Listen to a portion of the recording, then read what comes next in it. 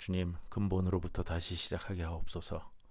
옹졸한 생각의 우물을 갇히지 않게 하시고 스스로 짐지운 한계의 굴레를 깨고 은혜로운 손길로 순화되게 하옵소서. 너무 가까워 눈에 보이지 않을 때 영혼의 문을 열어주셔서 가난과 비움의 영감을 따르게 하옵소서. 발꿈치를 붙들고 나온 야곱 같은 자가 절름발이가 되어 주께로 가오니 꼭 필요한 존재로 변화시켜 주옵소서. 바위 틈에 얼굴을 내미는 새싹같이 말랐던 가지에서 새순이 돋듯이 생명을 향한 소망을 가슴에 품게 하옵소서. 살아가는 살림살이가 물가에 심겨진 나무처럼 늘 푸르고 싱싱하게 하시고 광야의 심겨진 떨기나무처럼 척박한 환경을 극복하게 하옵소서. 제 영혼은 올무에서 벗어난 새같이 죄에 대해 자유롭게 하시며 소명 앞에서는 물맷돌을 든 다윗같이 담대하게 하옵소서. 예수님의 이름으로 기도드리옵나이다. 아멘.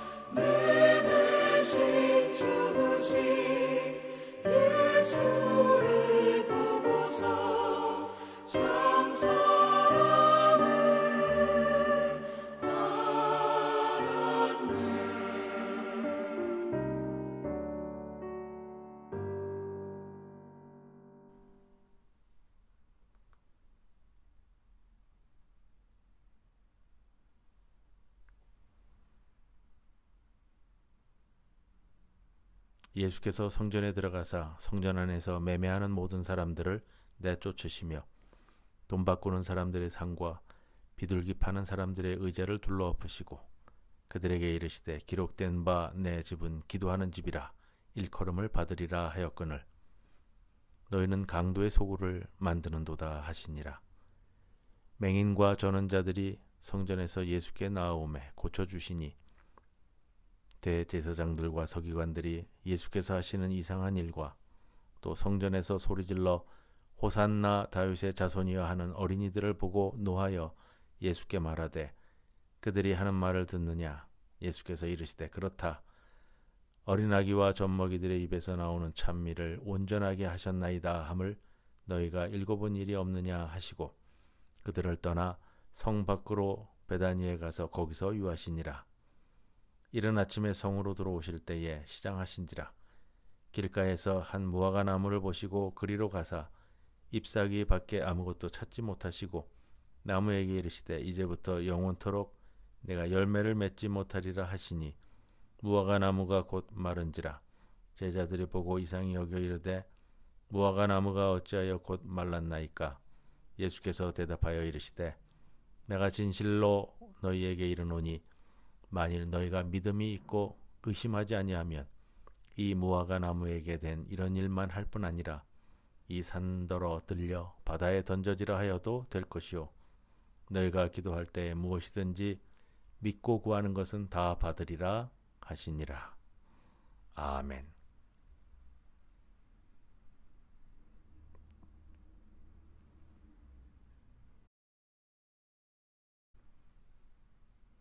강도의 소굴, 그것이 가장 거룩해야 할 성전의 실체였습니다. 주님은 성전에 대한 정의를 다시 복원시키십니다. 그곳은 강도의 소굴이 아니라 이사야 선지자가 외쳤던 내 집은 만민이 기도하는 집입니다. 성전은 하나님의 집입니다. 거룩하신 하나님께서 거하시는 곳이 가장 추악한 곳이 되어 있었습니다. 하나님께서 거하셔야 할 그 집에 강도들이 우글거리고 있습니다. 그 강도들은 대제사장과 서기관이란 직책을 가지고 있습니다.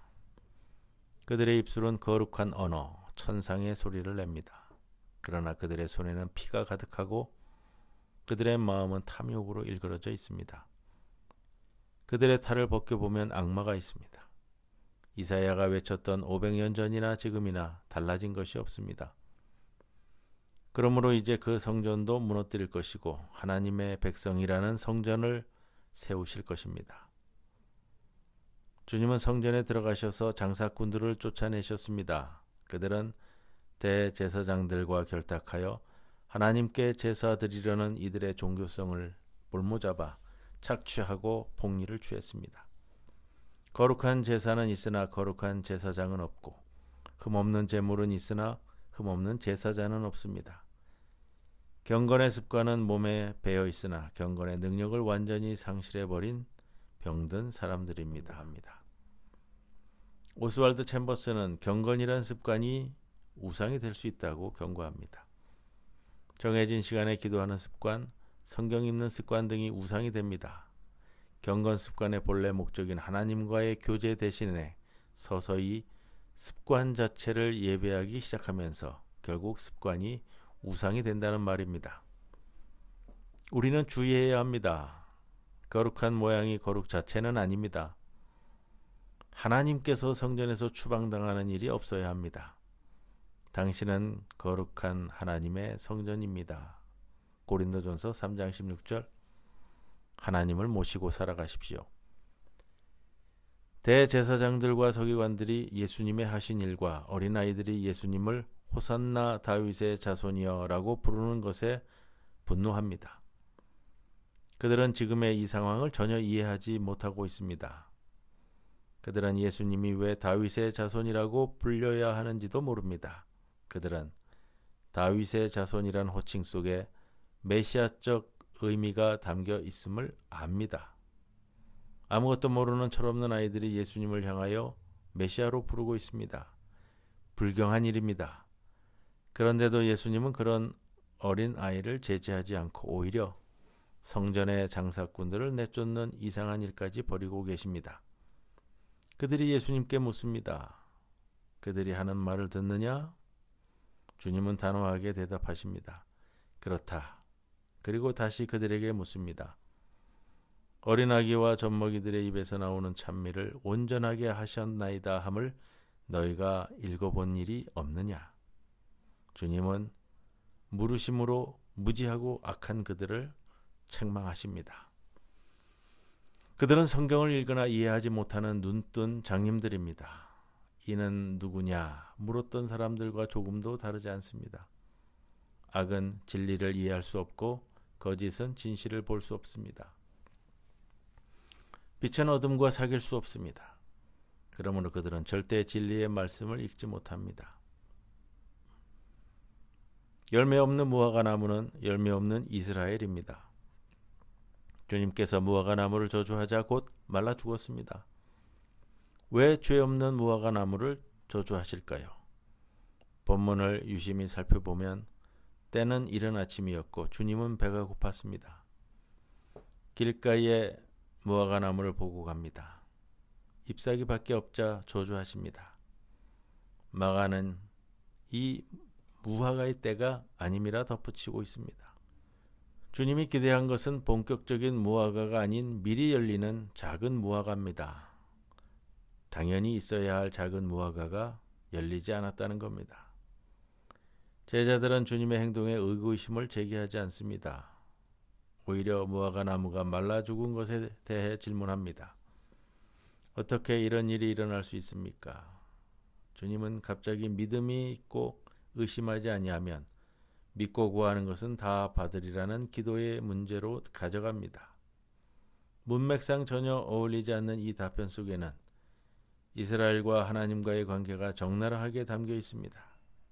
기도의 응답은 열매이며 열매가 맺히기 위해서는 기도에 응답하시는 하나님을 의심하지 않는 신뢰가 형성되어야 합니다. 믿음은 관계이며 성도와 하나님과의 관계 속에서 기도의 응답이라는 열매를 맺습니다. 지금 무화과가 열리지 않으면 본격적인 여름에 열리는 큰 무화과도 열리지 않을 것입니다. 종말의 때라는 겁니다. 주님은 성전에 들어가셨습니다. 그러나 아무도 예수님을 환영하지 않았습니다.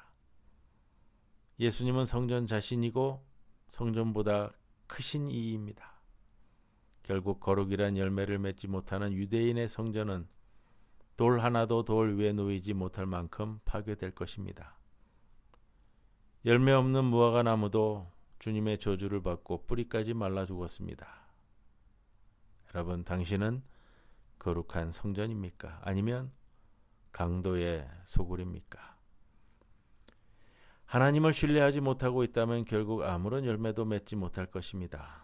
이제 모든 것을 내려놓고 우리를 위해 죽으시고 고난의 길을 걸어가신 주님은 여러분께서 영접하시기를 소망합니다.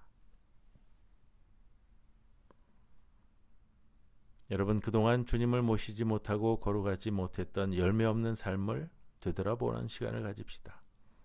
우리는 하나님의 성전입니다. 가장 거룩해야 할 성전을 강도의 소굴로 만들지 않았습니까? 오늘 이곳에 당신의 허물과 죄들을 기록하고 하나님께 용서를 구하는 기도를 드리시기 바랍니다.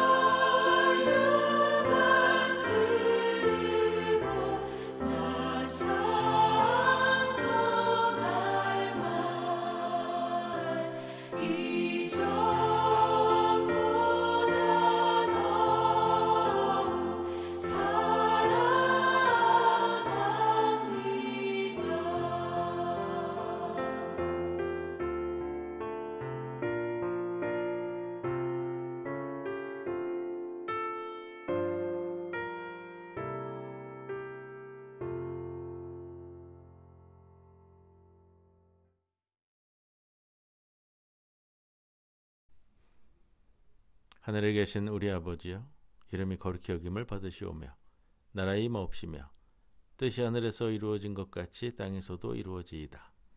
오늘 우리에게 일용할 양식을 주옵시고 우리가 우리에게 죄 지은 자를 사하여 준 것 같이 우리 죄를 사하여 주옵시고 우리를 시험에 들게 하지 마옵시고 다만 악에서 구하옵소서. 대개 나라와 권세와 영광이 아버지께 영원히 있사옵나이다. 아멘.